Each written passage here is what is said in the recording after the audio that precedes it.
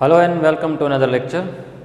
हमारा जो last lecture था उसमें आप जानते हैं कि हमने फर्स्ट ईयर केमिस्ट्री पढ़ रहे थे। तो आज का जो लेक्चर है ये फर्स्ट लेक्चर है regarding to the inter chemistry. तो इंटर केमिस्ट्री का जो पहला लेक्चर है वो है चैप्टर नंबर 1 और आप देख सकते हैं कि चैप्टर नंबर 1 जो है this is all about periodic classification of elements. Periodic classification of elements. तो एलिमेंट्स जो हैं उनकी पीरियोडिक क्लासिफिकेशन पढ़ने से पहले हम ये डिस्कस कर लेते हैं कि what I mean by the word classification. Element की क्लासिफिकेशन की जब बात आती है तो हम क्लासिफिकेशन का मतलब क्या लेते हैं याद रखें। जैसे यहाँ पर मेंशन है कि क्लासिफिकेशन का मतलब है to group together the elements with similar properties and to separate the elements with the different properties. ऐसे एलिमेंट जिनकी प्रॉपर्टीज सिमिलर हैं उनको एक ही ग्रुप में रखना और वो एलिमेंट जिनकी प्रॉपर्टीज डिफरेंट हैं उनको उस ग्रुप से सेपरेट करना।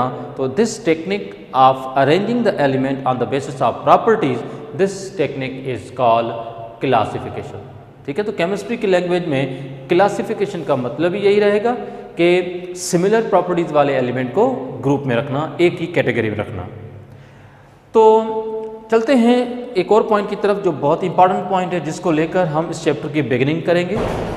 और इस चैप्टर की जो बिगिनिंग है उसमें आप देख सकते हैं कि before the discovery of atomic number the fundamental properties of element was considered atomic mass. मतलब जब तक एटॉमिक नंबर का मामला डिस्कवर नहीं हुआ, या आप यूँ कह सकते हैं कि जब तक एटॉमिक नंबर डिस्कवर नहीं हुआ था उससे पहले एलिमेंट की जो फंडामेंटल प्रॉपर्टीज़ हैं वो मानी जाती थी एटॉमिक मास। तो अगर हम 1869 तक की बात करें, 1869 तक की बात करें जब मेंडलीव्स पीरियोडिक टेबल आया था, तो ये बात भी 1869 की हो रही है जो एटॉमिक नंबर की डिस्कवरी के बहुत पहले की है। तब तक जितने भी साइंटिस्ट थे, every chemist has tried to classify the element on the basis of atomic masses of these elements. Now why? Because atomic mass was believed to be the fundamental property of the element. ठीक है, तो element की जो fundamental property है वो क्या मानी जाती थी?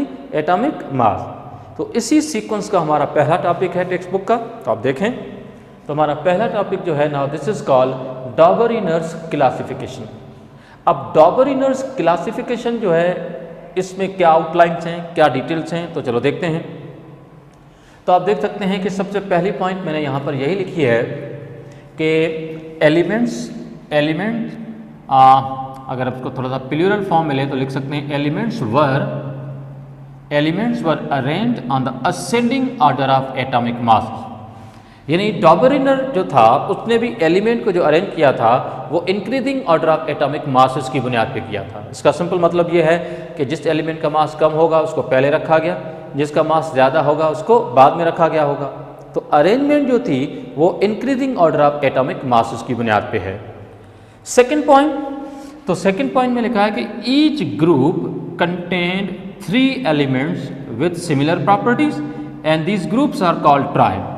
हर ग्रुप के अंदर इसने 3 एलिमेंट रखे और ग्रुप ऑफ 3 एलिमेंट्स जो है उसको इसने नाम दिया था ट्राइड का। और ये बात भी याद रहे कि एक ट्राइड के अंदर आने वाले जितने भी एलिमेंट्स थे उन सब की प्रॉपर्टी सिमिलर थी। देखो एक ग्रुप के अंदर 3 एलिमेंट हैं तो ग्रुप ऑफ 3 एलिमेंट्स को हम क्या कह रहे हैं? हम इसको कह रहे हैं ट्राइड। क्या कह रहे हैं? ट्राइड। ठीक है, तो ट्राइड के अंदर जितने भी एलिमेंट्स थे ना सिर्फ वो increasing order of atomic masses की बुनियाद पे रखे गए थे, लेकिन एक ट्राइड के अंदर जितने भी एलिमेंट थे उनकी प्रॉपर्टीज भी सिमिलर थी। तो इसी पॉइंट को मैंने आगे लिखा। देखें आगे इसने एक चीज़ ऑब्जर्व की कि average of atomic masses of first and the last element of triad was approximately equal to the atomic mass of the middle element. अब चलो इस कहानी को कैसे स्टार्ट करें। फॉर एग्जाम्पल मैंने यहाँ पर एक ट्राइड बनाया है। Now you can see the tried, this is one of the tried containing 3 elements like lithium, sodium and potassium. तो आप कह सकते हैं कि मैंने इन 3 एलिमेंट्स को इसी ऑर्डर में क्यों लिखा है? क्योंकि इन एलिमेंट के मासेस आप देख सकते हैं इंक्रीज हो रहे हैं 7, 23 एंड 39।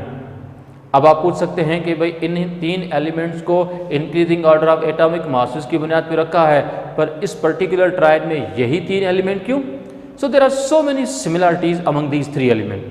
तो ये ना सिर्फ ये element increasing order of atomic masses की बुनियाद पर रखे गए हैं एक ट्रायड के अंदर, बल्कि इन तीनों एलिमेंट्स की जो प्रॉपर्टीज़ हैं वो भी सिमिलर हैं, वो भी आइडेंटिकल हैं।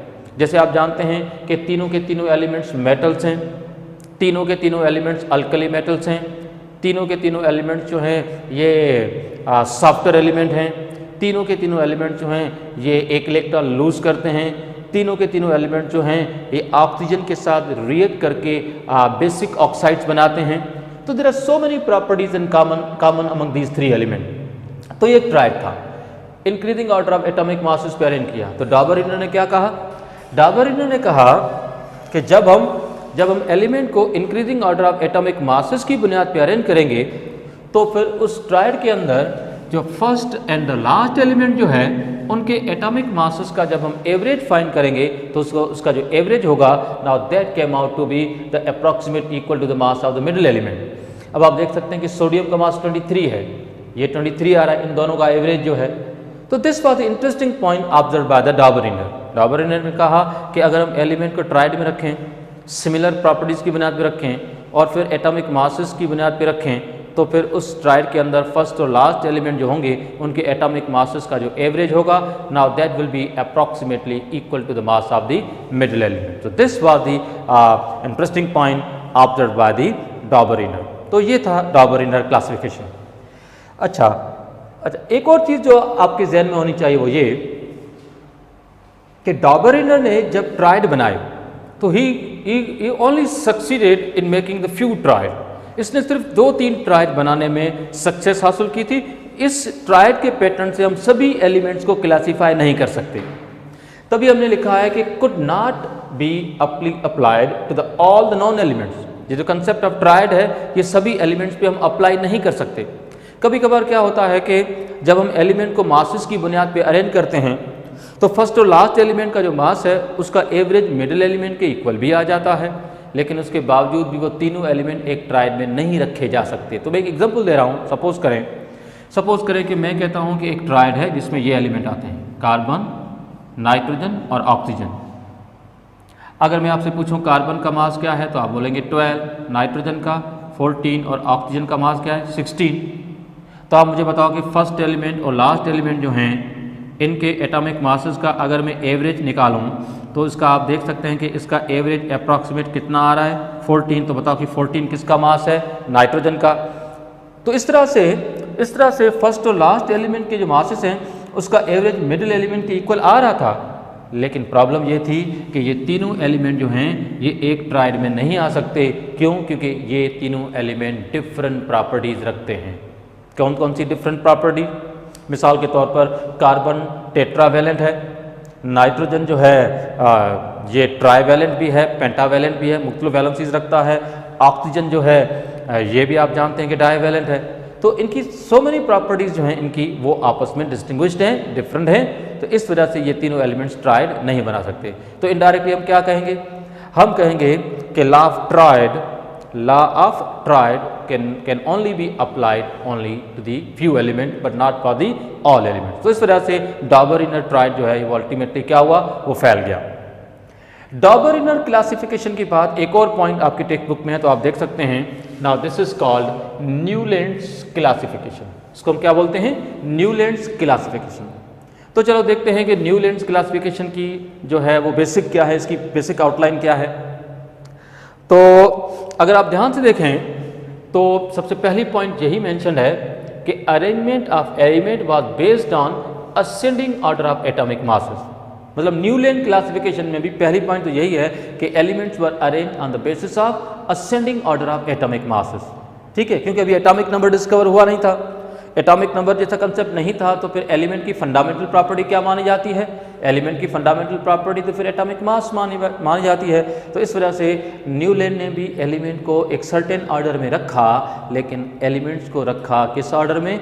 Increasing order of atomic masses. अब आप देखें कि यहाँ पर एक लिस्ट ऑफ एलिमेंट्स मैंने लिखी है, ठीक है। हॉरिजॉन्टली मैंने इन एलिमेंट्स को रखा है एटॉमिक मासेस की बुनियाद पे। सपोज कर लेते हैं लिथियम, आप जानते हैं कि इसका एटॉमिक मास है 7, बेरिलियम, ठीक है, ये आप देख सकते हैं कि बेरिलियम का जो एटॉमिक मास है वो है 9 और 11, 12, nitrogen 14, oxygen 16, fluorine 19, sodium 23, magnesium 24, aluminium 27, silicon 28, phosphorus 31, sulphur 32, chlorine 35.5।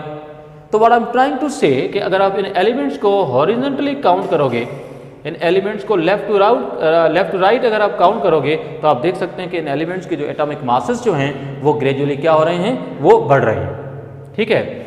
चलो भाई ठीक है, कोई न्यूलैंड जो है उसने एलिमेंट्स को increasing order of atomic masses की बुनियाद पे रख लिया। तो अब इस क्लासिफिकेशन की मेन आउटलाइन क्या है? इस क्लासिफिकेशन की आउटलाइन ये है कि repetition of properties for every eighth element पे प्रॉपर्टीज क्या हो रही थी, वो रिपीट हो रही थी।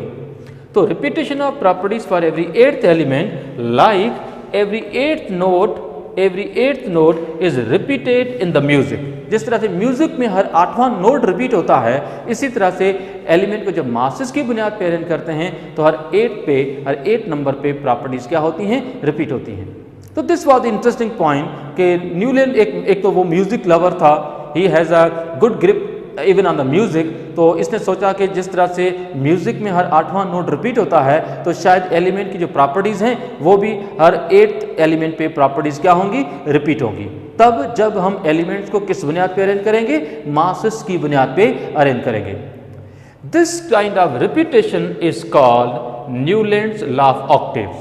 इसी रिपीटेशन ऑफ प्रॉपर्टीज को हम क्या बोलते हैं, न्यूलैंड्स लॉ ऑफ ऑक्टेव, ठीक है। तो इस बात को समझने के लिए फर्ज करें कि अगर मैं लिथियम से काउंटिंग शुरू करूं, इफ आई से lithium is my first element, और मैं अगर यहां से काउंटिंग शुरू करूं तो 8th नंबर पे एलिमेंट कौन सा आएगा, तो जरा देखें, lithium is the first, second, third, fourth, fifth, sixth, 7th fluorine है। तो 8th नंबर पे एलिमेंट आप देख सकते हैं कौन सा आया, सोडियम।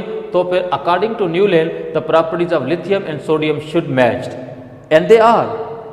वाकई ऐसे ही होता है कि लिथियम की और सोडियम की प्रॉपर्टीज हूबहू एक जैसी ही हैं, दोनों अल्कली मेटल्स हैं, दोनों मोनोवैलेंट हैं और बहुत सारी प्रॉपर्टीज इनकी आपस में मैच करती हैं। अगर हम सपोज करें कि बेरिलियम से काउंटिंग शुरू करें तो 8वें नंबर पे जो एलिमेंट आता है वो इस केस में कौन सा होता है, वो होता है मैग्नीशियम। तो बेरिलियम की प्रॉपर्टी किससे मैच करती है, मैग्नीशियम के साथ। और इवन अगर हम मैग्नीशियम से काउंटिंग शुरू करें तो फिर 8th नंबर पे एलिमेंट जो आएगा वो कौन सा है, कैल्शियम। तो इस तरह से मैग्नीशियम और कैल्शियम की प्रॉपर्टीज भी आपस में क्या करती हैं, वो मैच करती हैं। तो न्यूलैंड ने कहा कि अगर हम एलिमेंट को मासेस की बुनियाद पर अरेंज करेंगे तो फिर हर आने वाला जो 8th एलिमेंट होगा उसकी प्रॉपर्टी वही होगी जहां से हमने काउंटिंग शुरू की थी।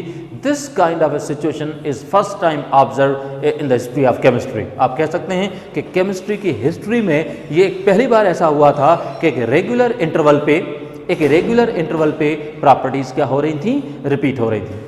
दिस रिपीटेशन ऑफ प्रॉपर्टीज मैं यहाँ पर एक वर्ड लिख रहा हूँ। इस रिपीटेशन ऑफ प्रॉपर्टीज के लिए हम एक वर्ड यूज करते हैं, इसको हम कहते हैं पीरियोडिसिटी। इस वर्ड को हम क्या कहते हैं, पीरियोडिसिटी। तो अगर कोई आपसे पूछे या इवन ऐसा क्वेश्चन भी आ जाए कि बताओ कि व्हाट इज पीरियोडिसिटी, तो पीरियोडिसिटी के लिए आप जवाब देंगे कि repetition of properties at regular interval. Repetition of properties at regular interval, now this is called periodicity. So who discovered the periodicity, Newland. Periodicity किसने डिस्कवर की, न्यूलैंड ने डिस्कवर की। तो होपफुली आप ये बात समझ गए होंगे, ठीक है। अब आते हैं कि न्यूलैंड का जो कंसेप्ट था एक बहुत ही इंटरेस्टिंग कंसेप्ट था, जिसमें हमें पता था कि हर 8वें एलिमेंट की प्रॉपर्टीज रिपीट होनी है, ठीक है। लेकिन फिर भी इस पर्टिकुलर कंसेप्ट में फ्लॉज हैं, कुछ गलतियां हैं, कुछ एरर हैं, कुछ इनकम्पिटेंस है। इनकम्पिटेंस का मतलब ये है कि ये पीरियोडिक टेबल कंप्लीट नहीं है। उसकी कुछ रीजंस क्या हैं, तो चलो देखते हैं। तो उसमें एक डिफेक्ट तो ये आ रहा था, न्यूलैंड्स जो था उसकी अगर हम क्लासिफिकेशन की बात करें तो उसमें एक डिफेक्ट तो ये आ रहा था कि it was valid up to the calcium. Newlands classification सिर्फ और सिर्फ कहाँ तक वैलिड थी, कैल्शियम तक वैलिड थी, और कैल्शियम से आगे ये वैलिड नहीं थी। एक तो ये बेसिक प्रॉब्लम थी इस पीरियोडिक टेबल में, ठीक है। अब आप पूछेंगे कैसे। मिसाल के तौर पर आप देख सकते हैं लिथियम से लेकर मैंने एलिमेंट जो रखे हैं वो मैंने रखे हैं up to the calcium. Calcium के बाद जो नेक्स्ट एलिमेंट, अगर हम उस वक्त की बात करें जो नॉन एलिमेंट थे, कैल्शियम के बाद जो नेक्स्ट एलिमेंट आ रहा था that was chromium. What was that element? Chromium. तो बोरॉन और एल्यूमिनियम तो प्रॉपर्टीज वाइज काफी कदर आपस में मैच करते हैं, लेकिन एल्यूमिनियम की प्रॉपर्टी फिर क्रोमियम के साथ कतई मैच नहीं करती। एल्यूमिनियम जो है वो कलरलेस कंपाउंड बनाता है, लेकिन क्रोमियम के कंपाउंड कलर्ड होते हैं। क्रोमियम के कंपाउंड और खुद क्रोमियम जो है ये मैग्नेटिक नेचर रखता है। एल्यूमिनियम और एल्यूमिनियम के कंपाउंड यूजुअली जो है वो क्या हैं, वो डायमैग्नेटिक होते हैं, वो मैग्नेटिक फील्ड में अट्रैक्ट नहीं होते। तो there are so many differences between the aluminium and chromium. तो इस वजह से क्रोमियम तो रख सकते थे, लेकिन रिपीटेशन ऑफ प्रॉपर्टी का प्रॉब्लम था। तो इस वजह से हमने कहा कि न्यूलैंड्स लॉ ऑफ ऑक्टेव में अगर अप्लीकेबल है, अगर ये लॉ या इसकी जो वैलिडिटी है वो सिर्फ और सिर्फ कहाँ तक है? कैल्शियम तक है। एक और प्रॉब्लम थी, एक प्रॉब्लम ये थी कि इसमें नोबल गैसेस इंक्लूडेड नहीं है। अगर आप ध्यान से देखें, आप देखेंगे फ्लोरीन और क्लोरीन ये तो रखे हैं। फ्लोरीन के आगे अगर हम जाएं तो आप जानते हैं कि फ्लोरीन के आगे मॉडर्न पीरियोडिक टेबल में जो एलिमेंट है वो है नियॉन। क्लोरीन के आगे एक एलिमेंट है, नाउ दैट इज आर्गन। तो नोबल गैसेस जहां पर इंक्लूडेड नहीं थी। अगर फर्ज करो कि वो नोबल गैस को रखता तो बताओ कि for every 8th element property repeat होती या फिर every 9th element? For every 9th element. तो this was the defect in the Newlands classification and that's it for this particular topic. और हमारा जो नेक्स्ट पॉइंट होगा उसमें हम अभी डिस्कस करने जा रहे हैं लोथरमेयर क्लासिफिकेशन और साथ साथ में हम डिस्कस करेंगे Mendeleev's periodic law. So that's it for now.